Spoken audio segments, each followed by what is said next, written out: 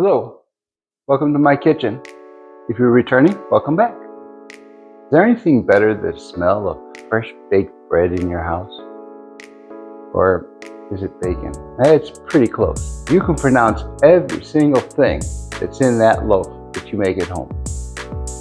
Take a look at the wrappers that are on the bread in the store. A whole lot of things that you don't know what in the world it is. And I always said, if you can't pronounce it, you probably don't want to eat it. All right, enough said about that. If you're ready, let's go. Now here are all the ingredients that we're going to be using in today's bread. We have 630 grams of bread flour. We have 420 grams of warm milk. A little bit of canola oil. We have 15 grams of sugar, 15 grams of yeast, and 10 grams of salt, 1 egg, and 45 grams of melted butter. You want to make sure that your milk is maybe somewhere between 100 and 105. That's good. The next step is you add your yeast, your sugar, and your salt, and your warm milk.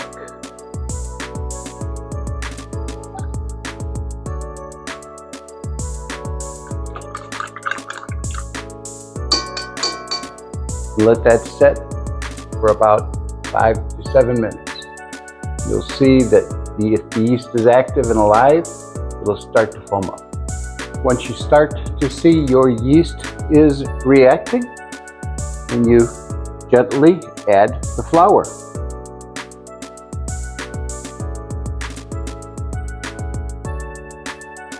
Melted butter, and the egg.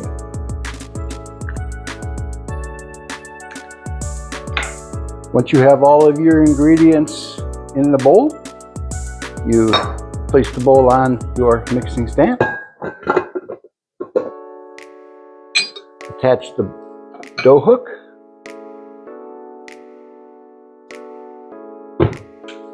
Lock her in and start her up. Start on low and slow. After about 2 or 3 minutes of mixing, you'll start to get a cohesive dough ball, and it's pulled all of the flour off of the sides. Here, you can bring it up to a high speed for about 6 minutes. After about 6 minutes of running it on high, you should have a nice looking dough ball, just like this. Now you want to throw a little dusting flour down on your board, a little bit on your hands, and turn the dough out onto your board.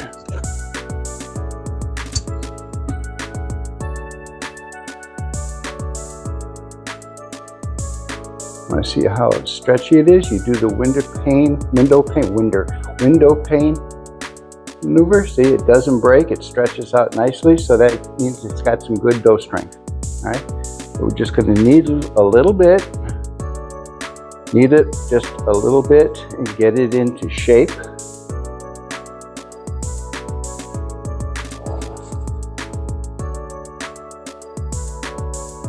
Turn it over and go to you, and with motion underneath, like this, go towards you, stretches the dough to where you have a nice smooth ball of dough.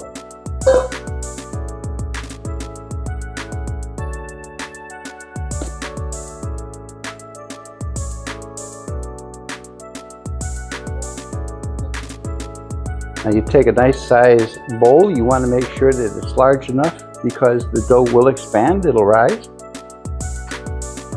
Put a little glug of oil down there. And what I like to do is I take the bread and roll it around the sides and then flip it over with a towel. Place your bread dough in a warm area, free of drafts. I always like to use the oven with the light on. I find that this gives you the perfect temperature trick.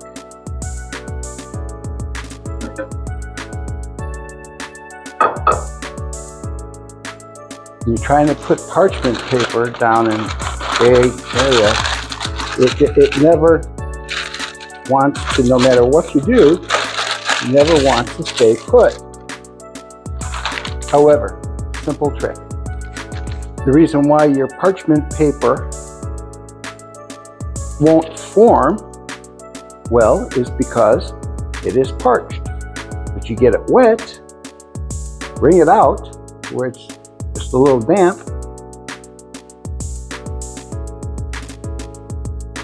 and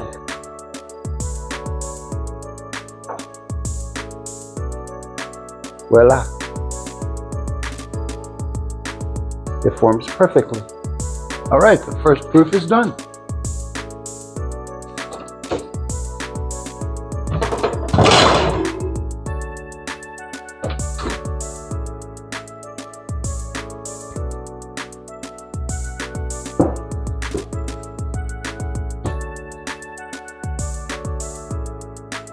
Degas the dough. This is what they used to call punching it down. Well, they still call punching it down. Turn it up and work it.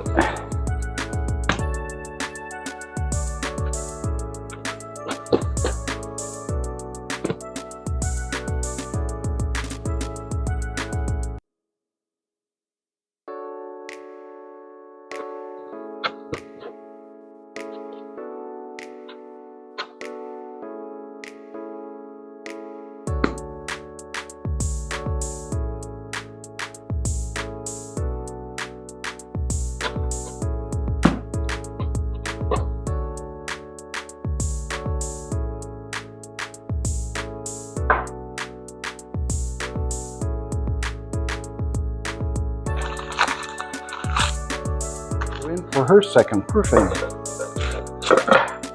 I don't know why I made the bread female, but I did.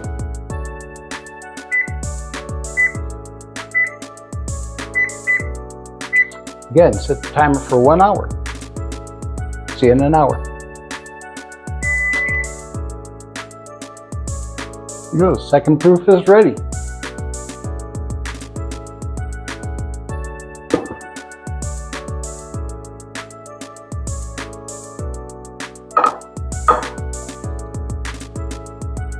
Preheat the oven at 375. Well, the oven is brought up to temp. Now I'm just putting a couple of scores in. Bread.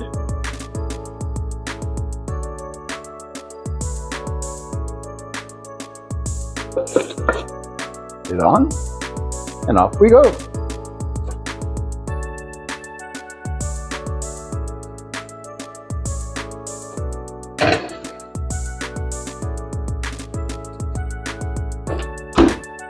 Set the timer for 30 minutes.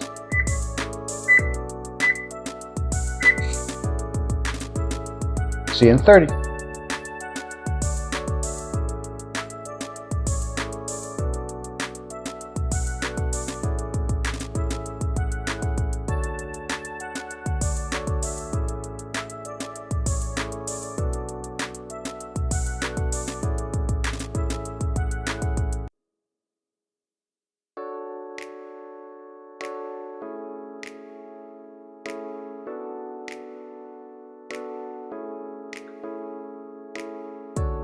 And she goes back in the oven for 5 more minutes with the top off.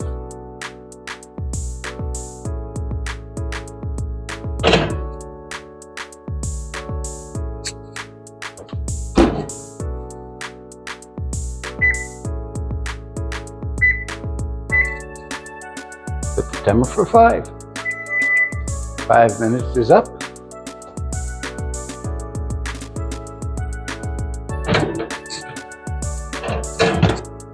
And the bread is done.